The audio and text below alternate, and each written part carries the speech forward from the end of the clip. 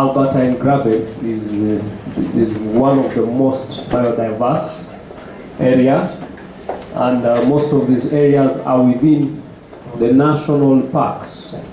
The next person to present is from Uganda Wildlife Authority, and she is by the names of Justine Namara.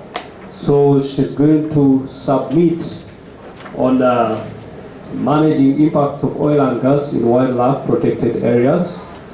Justine, you're most welcome.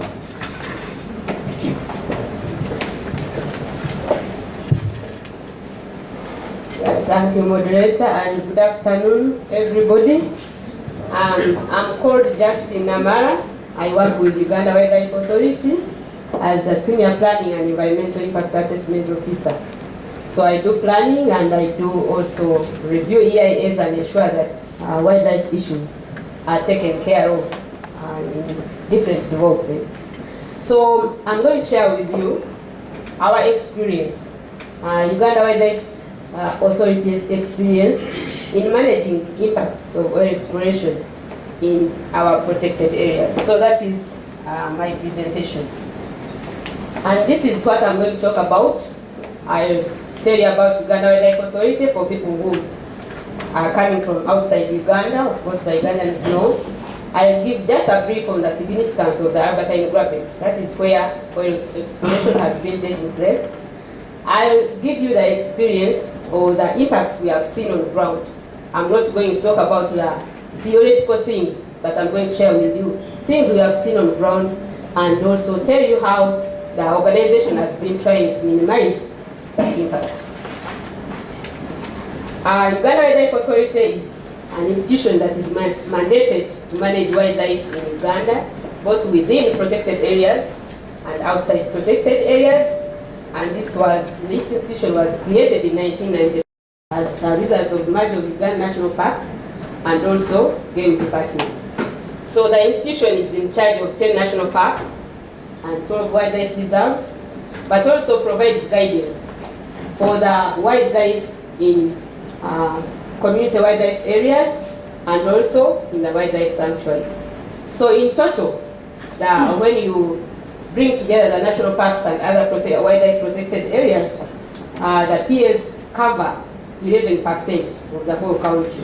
So you can see that the institution has a very big mandate that is managing land, which is approximately 11% of the total of Uganda. And the Alberta and Graben, I know maybe yesterday I was not around, Nema might have presented on the importance of the Alberta and Graben, because as we all know, where oil is the same area that we have our protected areas, that we have our high biodiversity areas. So the Alberta Rift, as we know, is the home of most important protected areas and also conservation areas. Not only locally, not only nationally, but also internationally. So the Rift is one of the most species-rich ecoregions in Africa. And if you look at the last point, we have a high number of mammals, high number of birds, the amphibians, the reptiles. So we see that the Alberta and Graben is really a high biodiverse area for conservation and for biodiversity protection.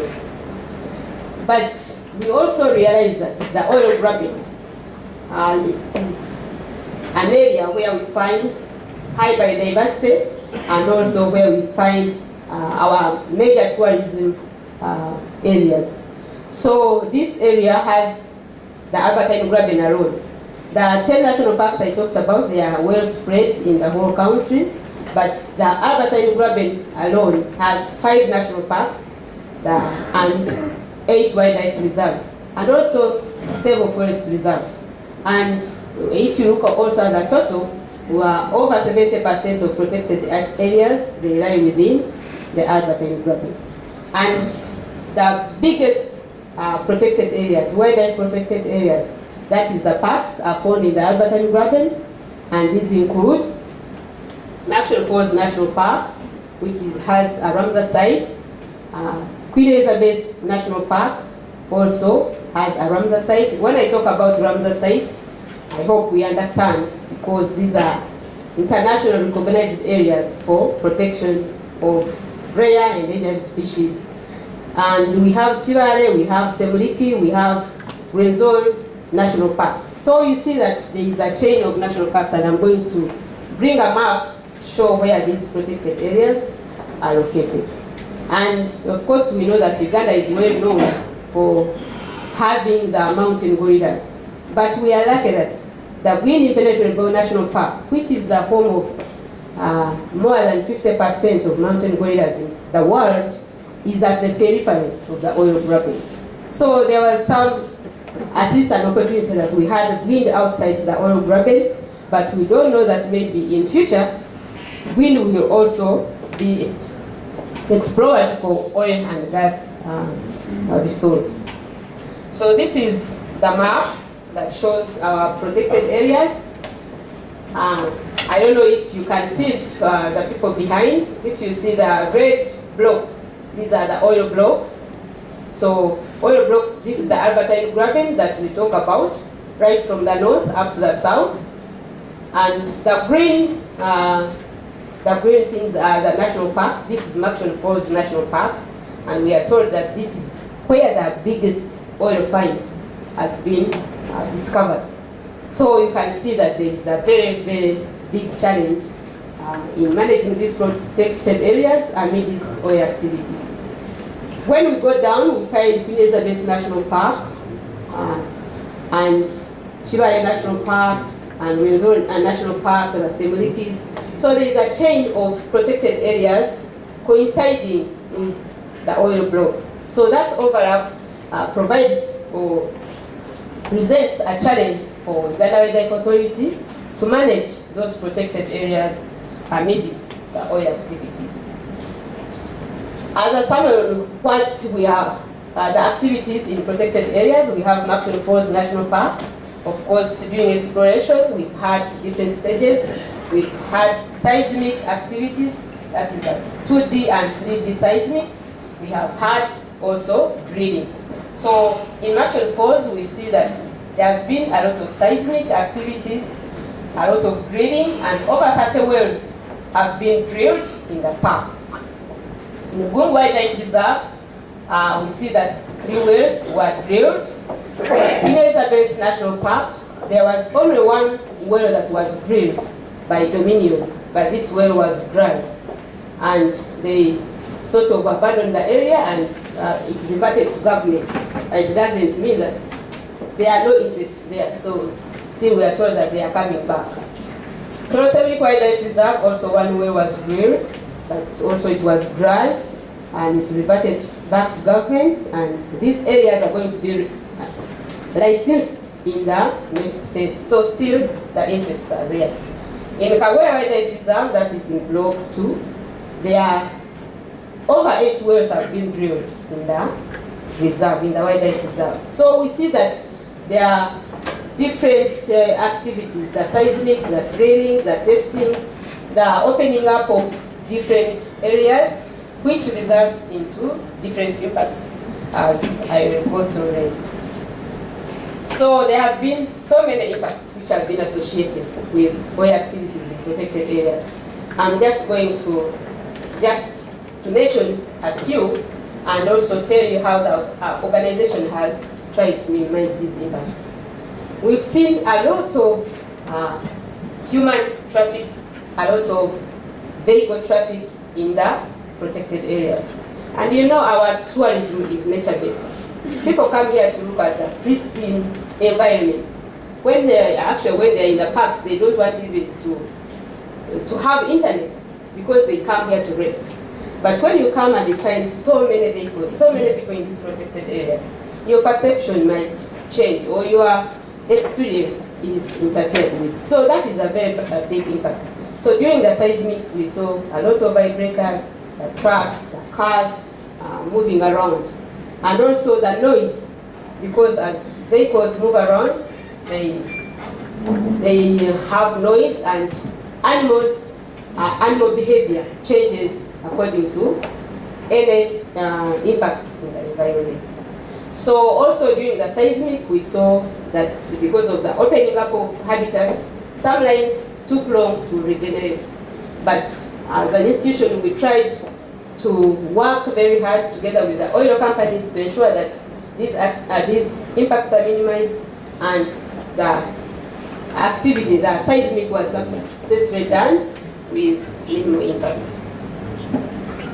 So these are some of the things that we saw because there were trucks, and this is a high tourism area where we had those vibrators doing the seismic.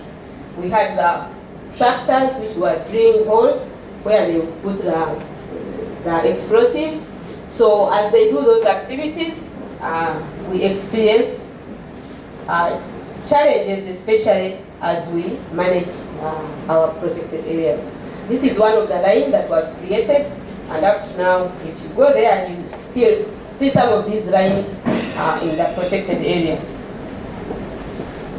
So the impacts during drilling, of course, also during drilling, we experienced so many impacts, and this created the opening up of habitats, construction of drill pads, the construction of the access roads, and during the construction, of course, some of the wildlife ends up being killed, and the lower life forms also they suffer, and also the issue of waste management. They talked about waste management, but originally in the protected areas we had the pits for storing waste, but later we took a position as an organization to have all the wastes as they are generated to be taken outside protected areas. So as they drill and generate waste, it is not kept in the protected areas, it is taken outside so that the area of working is minimized, because if you don't have these pits, then you will reduce the area of working. The visual intrusion of the drilling infrastructure, also there were big and tall rigs, and this one also created impacts, especially for tourism. People would come and ask what is happening in that area. Of course, as I said, it changes the perception of tourists. So those are some of the areas that they opened. You open up a big area before you restore. Of course, that is a very big eyesore for tourists when they come to visit the protected areas. So the generation of sewage, the wastewater, the garbage, and other associated pressures on the environment also resulted out of drilling. But the big challenge also was on chemicals, because at first the companies were storing chemicals in a poor way, not in a good way, and it would result into contamination of the environments around. And this one, of course, when animals drink the water, the contaminated water, some of the animals, even if you don't see them or even if you don't realize, it impacts on their health. So also another challenge we had during drilling was flaring. Flaring, that is burning of the excess crude as they test. And during the flaring, this was the first experience in one of our protected areas, that is the Wildlife Reserve. And as they were burning off the excess crude, that smoke that you see, what looks like smoke, is actually oil droplets. It is the poor combustion, the incomplete combustion of the oil that results into this one. And the impacts, the oil droplets were seen even like 500 meters or 1 kilometer away from the source where they were burning the oil from. But after this experience, of course, together with NEM and other stakeholders, we tried to convince government that we need a better technology of burning this oil. And it was, the government accepted, and the companies started using the improved green burner that improved on the combustion, but still we experienced some of the impacts. Because as you see, even if it was an improved burner, still it had the impacts, because we see that there are still some droplets on the vegetation. So, as I said, after this experience, government decided on flaring policy for crude, hence the reason why we are still storing it and they haven't got an alternative, either to sell it or to use it for other purposes. So as an organization, of course, for us we said there be any flaring in the protected areas after the experience of oil. Also, we are working with the oil companies to restore the areas which have been opened up. So most of the wells have been restored, and at least we see that there is a good regeneration in these areas. Though there have been challenges of like the wildlife, if they are trying to restore the area like a well part and they plant grass there, the tender grass attracts wildlife, because wildlife, if it is a palatable grass and it is still tender, animals will come and feed on it. So this one makes the areas to take long to regenerate, but at least regeneration is taking place. And actually, when you go to some of these areas, you may not know that there were oil activities. So at first we saw the areas not being well restored, but as time went on, we saw that restoration was taking place, and most of the areas are now well restored.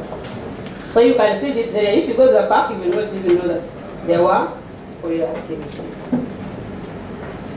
So as an institution, we have done a lot of things to ensure that we minimize impacts. Of course, we do compliance monitoring together with other institutions, but as an organization, we have staff who are there on a daily basis. So whatever happens, our staff are on ground and they monitor to ensure that all the things which are spelled out in EIS are complied with. So when they were going to do the 3D in Action Falls, the organization recruited 100 rangers to work with oil companies and ensure that the activities which they do in the protected area are according to our rules and regulations. So capacity building, of course, our staff have undergone various training. Our rangers have been trained, our wardens have been trained, and during this training that we try to build capacity on oil and gas issues, telling them the basic information on oil and gas and what they can do to ensure that they minimize or they monitor these activities in the park. Our staff have also gone, senior staff have gone outside to have experiences in outside countries. Our staff have gone to Canada, in Alberta, where they were exposed to oil activities there and how they are minimizing impacts. The staff have gone to Gabon and have talked to Shell and Total, companies which are working there, and also have had experience there. And also we've gone to Ghana to look at how they are managing impacts. Especially we look at how impacts in sensitive ecosystems are managed. So those are our staff, the lower picture. The staff were in Canada, and you can see this is a loading hose, which is not yet here, but at least when we went there, we saw that such infrastructure can be here in Uganda and can be in our protected area. So we've tried to work to talk to BPD to ensure that such intrusive infrastructure is not put in our protected areas so that we can keep our areas pristine. So in terms of infrastructure, we are also trying to put down infrastructure, building accommodation in these areas, offices, and also we are planning to build a base club in the Alberta to ensure that if there is any contamination, we can easily detect it and save our wildlife. We are developing different tools. We have the operational guidelines for oil companies operating in protected areas. We have MOUs that we developed with UWA, with Total, and also with Talo to ensure that the operational issues are ironed out. We are developing a sensitivity atlas from Action Falls. We have reviewed the management plans to take into consideration oil issues. So we are developing a number of tools to ensure that we monitor compliance and also we ensure that we save our heritage, that is the national parks. So this is one of the sensitivity atlas, that the map that we have come up with for Munyonyo Falls National Park. So you can see that the most red is where we have the most sensitivity. Of course, we have gone through a long process to come up with this map, and the oil activities are currently taking place in this highly sensitive area. And this is here we have hydropower. Also in Karuma we have hydropower. So there is that coincidence between developments and also high biodiversity areas. So the achievements that what we have seen, the exposure of our staff countries adhering best practices, it has helped us in comparing companies to adopt good practices, for example, no fairing in protected areas, reduction in drill pad size, because at first they would open up a big area, but when we had experiences in other countries, we worked with companies to reduce the drill pad size to 100 by 100 meters. No support infrastructure. We don't allow camps in protected areas. We don't allow parking yards, material storage yards. So any infrastructure that doesn't have to be in protected areas is put outside so that we minimize the infrastructure. Also, reduction of personnel on rig site. So they used to bring so many people on the rig site in protected areas, but we worked with them to reduce the number of people. Drill waste outside the park, I've talked about it. Self-reporting in cases of accidents. Also, we worked with oil companies and they are complying with that one. Improving chemical handling and directional drilling and all other things that we have really worked with oil companies to ensure that we protect the risk. We protect our national park. So, in summary, we say that there has been impacts, but some of them we have really managed to minimize them. And as an evidence, Munyonyo Falls National Park has been given an accolade for this year, that is 2014, by Travel Advisor, despite the oil activities taking place. So that is evidence that we've really managed to minimize impacts. Otherwise, the Travel Advisor, which is an international agency that recognizes the different areas for tourism, wouldn't have given the accolade. And the tools we have made are going to help us in the next phase. So in conclusion, we having successfully completed the exploration phase, government is now entering into the development phase. And this phase, we are told, is going to have many more impacts. We haven't seen, that's what we are being told, that we haven't seen impacts. More impacts are coming. But as a country, the country decided to have both resources, and we really need to work hard to have them coexist sustainably. So as an institution, our duty is to work closely with all partners to ensure that this coexistence happens, and more so given that oil is a finite resource and tourism will be with us forever and is going to help our country. Thank you very much.